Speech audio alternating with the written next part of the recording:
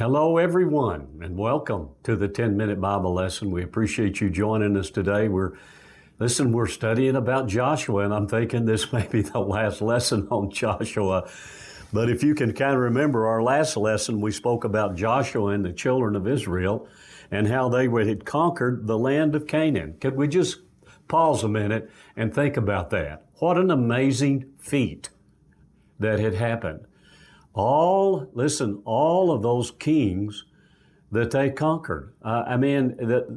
In fact, if you're interested, you could go to Joshua chapter 12, and it lists the names of all of those kings, every one of them, and there were 31. It just boggles my mind that this area, it's not a gigantic area, so these kings must have been kings over cities, and they were kind of like city-states or little provinces. And anyway, they defeated 31 kings in battle. But here's an interesting thing is that there were still some people, some clans, you might say, some people groups that still existed. And one of them was the Philistines. Maybe you've heard of the Philistines from David's battle. So the Philistines stayed into the land. When I was reading the other day through the book of Chronicles and listing all of the kings, and I read about King Hezekiah, his father. His name was Ahaz. And it said because he was a wicked king, and it said during his reign that the Philistines came in and did battle with him. Now that was years and years and years after Joshua. So these people were still in the land, some of them, even though they had defeated an awful lot of them. Now, here's another thing that Joshua did. He allotted the land to the different tribes. Do you know how many tribes there were? Well, there were 12, but in some ways there were 13, and let me explain. Jacob took Joseph, his two sons, Ephraim and Manasseh, and he designated each one of Joseph's sons as a tribe. So that actually increased the number of tribes to 13. Now, the caveat to all of that is the tribe of Levi was not allotted any land. That is to say, they were not given an area or a little province of their own. In fact, God said to the Levites, I will be your inheritance. And what the Lord did about the Levites is that He gave cities to the Levites that were within the borders of the different tribes. And I'll read that to you. That's over in Joshua chapter 21, verses 41 and 42. It says, listen to this, all the cities of the Levites within the possession of the children of Israel were 48 cities with their common lands. Every one of these cities had common land surrounding it. Thus were all of these cities. So he allotted the tribe of Levi these cities within the different tribes. And then there was land that went outside of these cities so far. And those were also given to the Levites. So now toward the end of Joshua's life, he gathered all the tribes together and he gathered them at Shechem. So he wanted to challenge them before he died. And so he spoke to them about their history. He took them all the way back to Abraham. He went through Isaac and Jacob and Moses and Aaron. And he wanted to tell them especially the great things that God had done for them, giving them all of the land of Canaan. And this is what he said in Joshua 24, verse 14. Now, this is toward the end of the book of Joshua. Let's look and see how he challenges them.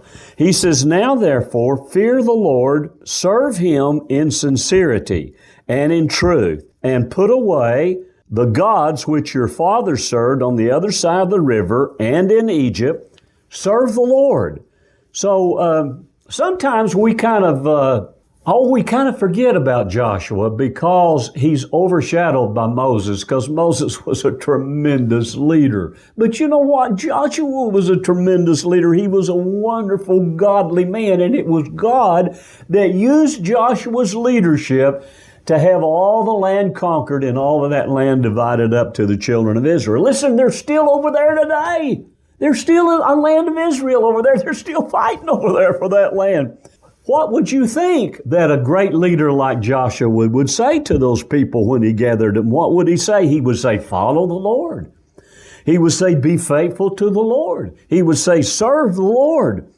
Now, you may recall this verse. I'm going to read a famous verse. That is, it's a verse that's quoted a lot, and maybe you've heard it quoted too. And it's in chapter 24, verse 15.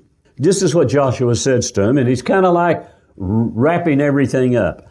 And if it seems evil to you to serve the Lord, he tells all the people, choose for yourself this day whom you will serve, whether the gods which your fathers served that were on the other side of the river, or the gods of the Amorites in whose land you dwell. But as for me and my house, we will serve the Lord.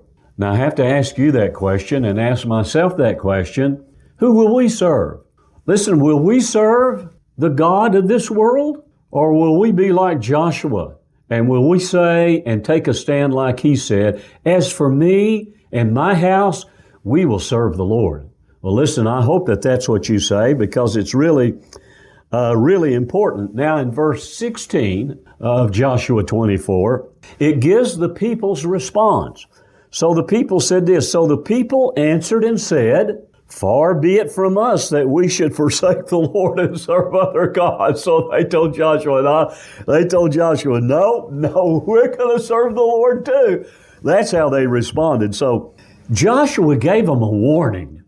And that's good. We need to have warnings. And so Joshua gave all the people a warning about forsaking the Lord. In fact, he told them this. He said this. He warned them against forsaking the Lord and serving the gods that were already in that land, or that people had served in that land. He warned them against it, and he said this. He said, God would harm you and consume you, even though after he's done all this good to you. But you know what they said? They said, no, we will serve the Lord. They sure seem adamant, don't they? Well, listen, let's look at our one more verse. Well, we got actually two more verses. So this is in Joshua 24:24. And here's what the people said. And the people said to Joshua, the Lord our God we will serve, and his voice we will obey. Now, I have to ask you this question because, the children of Israel, they've done a lot of bad things, haven't they? They seem to be really rebellious. So I want to ask you this question. Do you think that they did what they said they were going to do? Because they told Joshua says, listen, you need to choose who you're going to serve. He says, me and my house, we're going to serve the Lord. How about you? And they said, no, we're going to serve the Lord.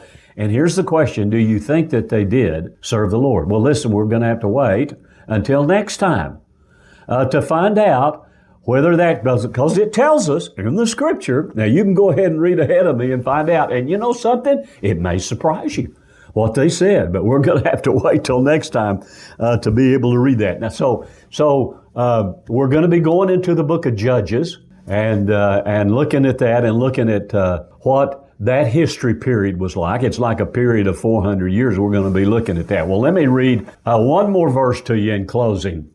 And this is verse 29, Joshua 24:29.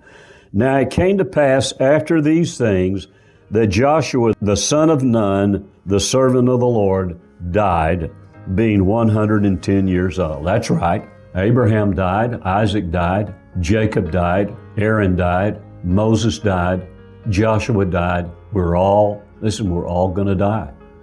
It's just the way that we are. We have a period of time that we live here, and it's going to come to an end, and it's heading in that direction. So let me encourage you to do this. Let me encourage you to do what Joshua said. Serve the Lord. May you and your house serve the Lord. Hey, listen, that's all I have for today. We appreciate you joining us and hope you have a good week. And I hope you'll tune in next time when we start talking about the history of the Judges.